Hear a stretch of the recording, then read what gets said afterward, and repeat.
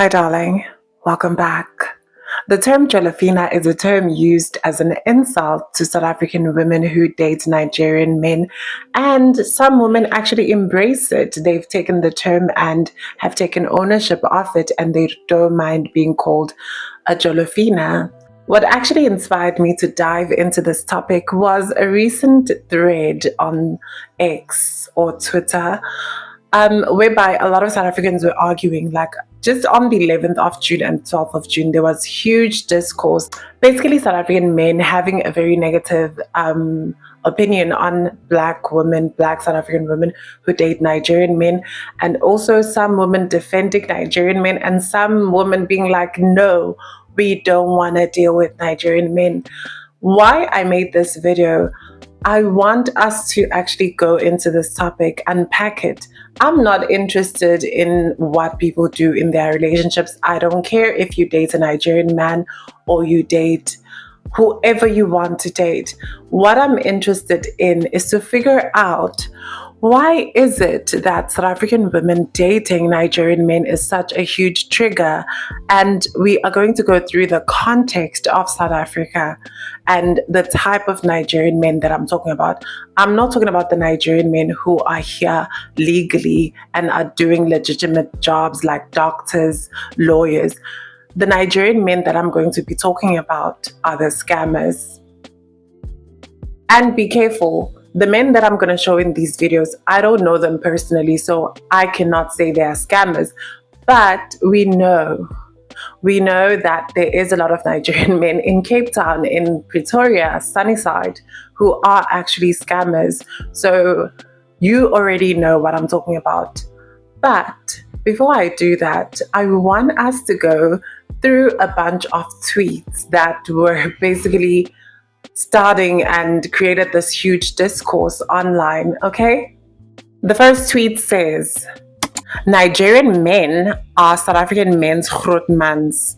They secretly want to be Nigerian men. Zandi responded, date your Nigerian men in peace and leave South African men out of your shenanigans. Another guy posted, once we know that a Nigerian man had benefited, you lose value 100%. We'd rather sleep with a witch than a lady that had slept with a Nigerian man. Oracle says, a study needs to be done on why Jolofinas criticize African men after going AFCON. Is it poverty? Is it deadbeatism from the fatherless? A study needs to be done.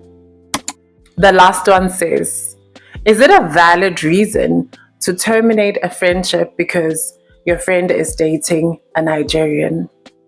As you can see, there is an unending rivalry between South Africans and Nigerians, even between other South Africans who choose to date Nigerian men. I am curious to figure out what is it that is causing this. But before we do that, darling, I want us to watch videos that add more context to this conversation, and then I will add my breakdown as to why I think a lot of South Africans have an issue with the Jolofinas and just any South African woman who pursues these type of men. Why is it such a pain point in the South African context? I'm a Jolofina. Of course I'll have jollof rice every time I feel like. I'm a Jolofina. Of course I can never run out of cash. What do you mean? I'm a Jolofina. Of course I have a Nigerian inspired business. I'm a Jolofina. Of course I'm updated with the latest fashion trends of Nigeria. I'm a Jolofina. Of course I'll randomly get showered with gifts. You're dating a poor man.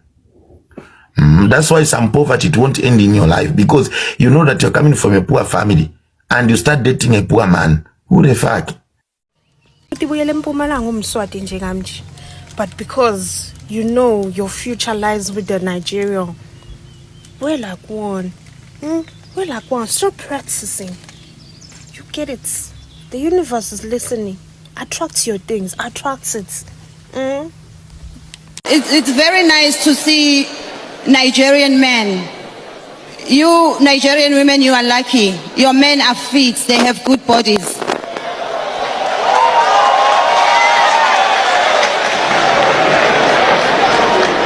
In South Africa, we have, our men are too fat. Sometimes when I look at some of the naked Zulu men, you don't know whether to throw him a baby shower or to buy him a bra.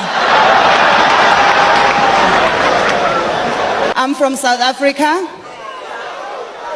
and you know our men are lazy. So it's been good for me to see black men wearing suits and going to work. In South Africa, you can only say two things to a black man wearing a suit. It's either rest in peace or may the defendant rise. I know that you guys like to complain that South Africans drink a lot. It's also not our fault. I blame the white people. It's so refreshing to be in other African countries where there are not many white people. White people came to South Africa. They found us having a good time and they introduced education. And according to my chemistry teacher, alcohol is the solution. In South Africa, some women, especially like these affluent women that like the flashy lifestyle, they prefer Nigerian guys because the Nigerian guys, they give money.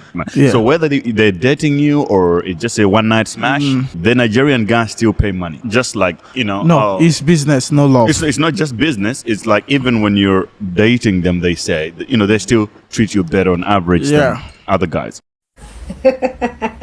Okay, Yoruba men in South Africa. I actually feel like most Yoruba men are actually totally misunderstood. They're not cheating. They are just at work. Yoruba men, same WhatsApp group with Congolese men. They are love scammers. If he's not spending on you, then he's trying to scam you.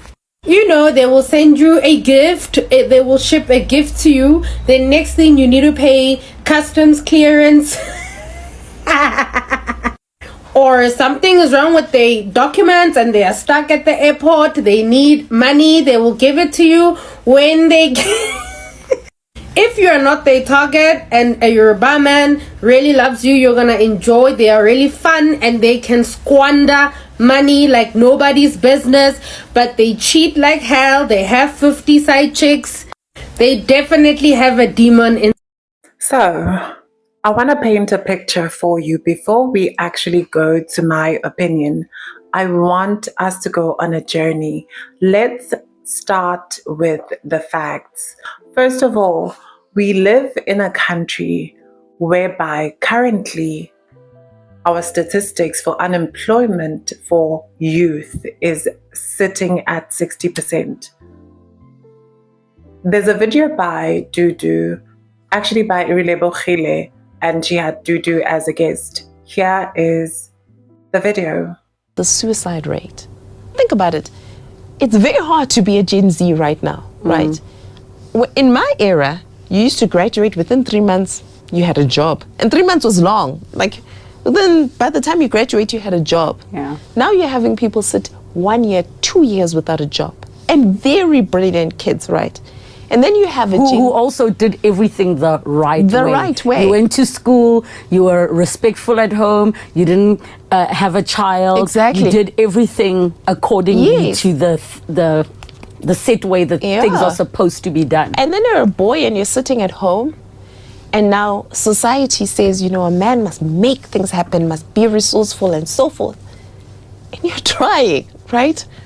But the system it's very difficult to navigate the system with those particular rules.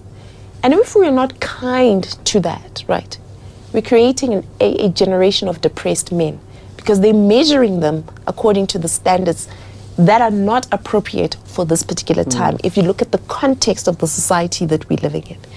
And I think that's what a lot of people are saying. They're saying, I don't know how to navigate the system. And because I don't know how to navigate the system, I feel like a failure. And people are articulating that.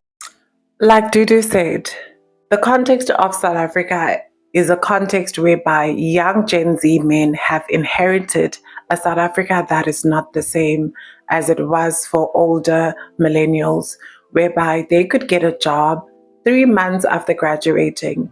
They didn't have to deal with the level of unemployment that is currently happening in South Africa. We also have an issue of absent fathers. And by absent fathers, I want us to actually properly delineate what it means. An absent father is an absent father who is not present physically, or a father who is there physically but emotionally is neglectful. He doesn't connect with his children emotionally. It is not surprising that a lot of South Africans just don't connect with their fathers. Like, there's a lot of these funny videos on TikTok of kids saying as soon as they hear their dad walk into the house, they all leave the sitting room because the dad makes the environment at home uncomfortable, even in situations where there is a present father.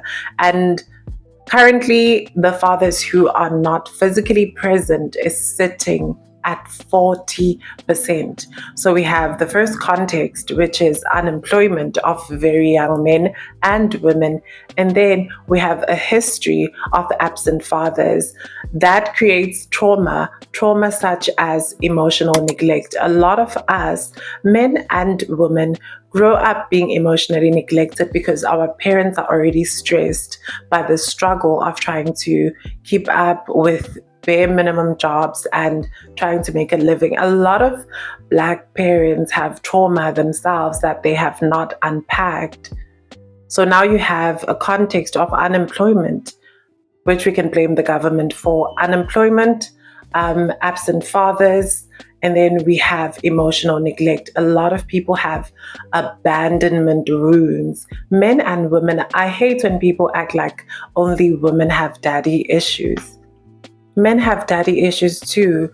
Men don't know how to, a lot of the times, they don't know how to emotionally regulate because they haven't seen an example. Our GBV stats prove it.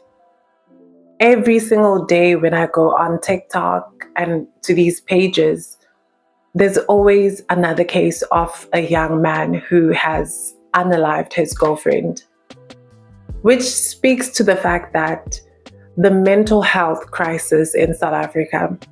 A lot of South African men and women have a lot of mental health issues that we don't talk about. There is a high suicide rate whereby out of 13,000 attempts of suicide, 10,000 plus were men in South Africa as of 2022.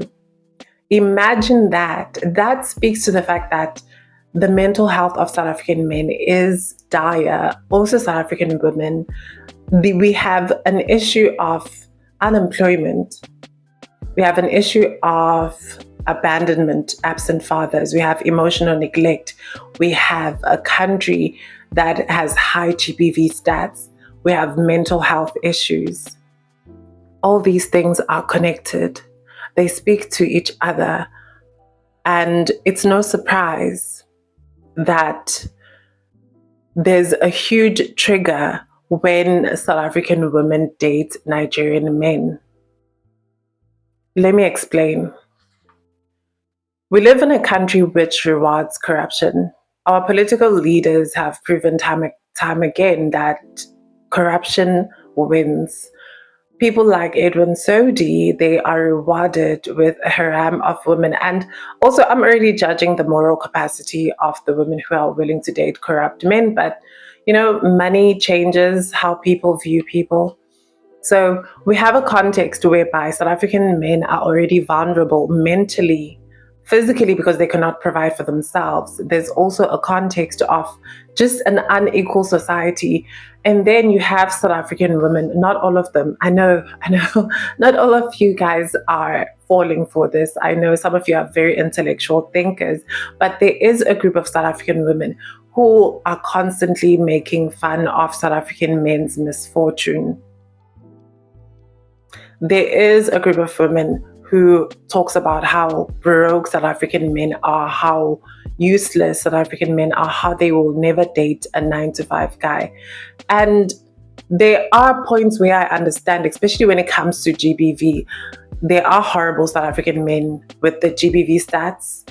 Those are the horrible cases. But we have cases of men who are doing 9-to-5s, or men who are just young, and now they have to compete with a dating standard that has been set and is unrealistic.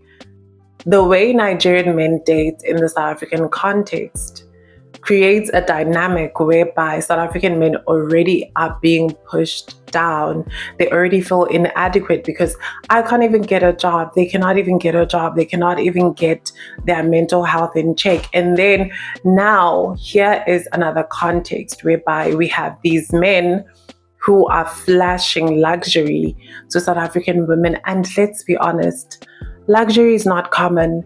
A man who's going to just give you gifts all the time, a 9-to-5 guy cannot just give you, I don't know, luxury trips every single month. That is scamming money. A salary cannot compete with a scammer's money. And it's putting pressure on a lot of South African men to feel like they have to now compete with men who don't date realistically. Because let's be honest, Nigerian men tend to use money to attract a lot of South African women. And I'm talking about the scammers, not the ones who are doing legal stuff. The scammers use money to attract you. And let me tell you something. The reason why a lot of South African women are attracted to Nigerian men is also linked to daddy issues. Yes, South African men have daddy issues, but South African women also have daddy issues. Whether your dad was physically present and absent emotionally, or just absent physically, gone, he went to buy milk and never returned. A lot of the times, the way Nigerian men date South African women, it's almost like a father-daughter relationship. And if you think about trauma, because of trauma, we replicate how our needs. We either become the opposite. Like if you had a very stingy parent or you grew up poor, your idea of dating is to date to find security and stability, which is understandable. It's a human instinct to survive. But what makes a lot of South African women attracted to dating Nigerian men?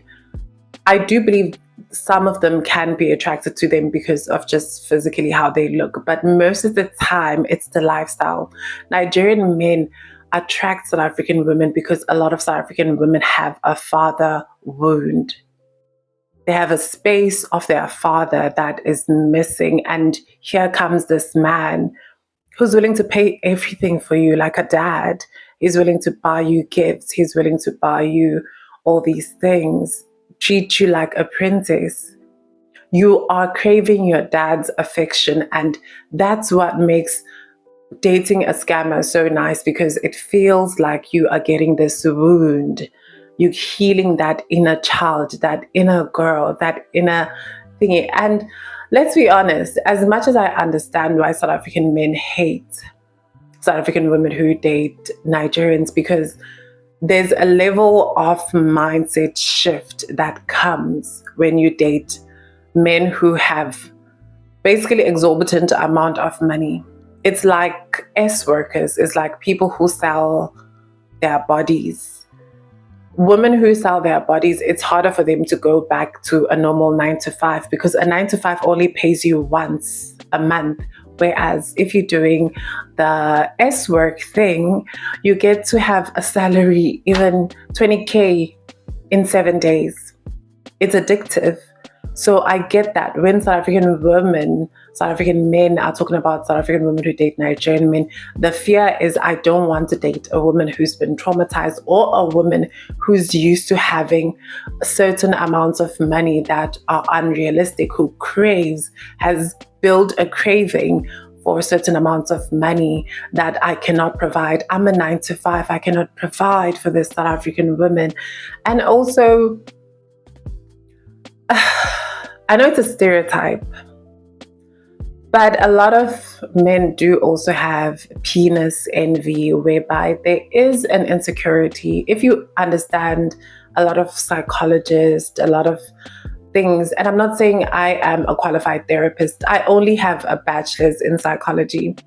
But I've read about a lot of the insecurities of men are usually financial and tied to their manhood as well. So when you have this group that is stereotypically known, Nigerian men, known for having a bigger size of appendage, it also adds another layer of insecurity. It's like, okay, you've been too exposed. How can I date you after you've been there?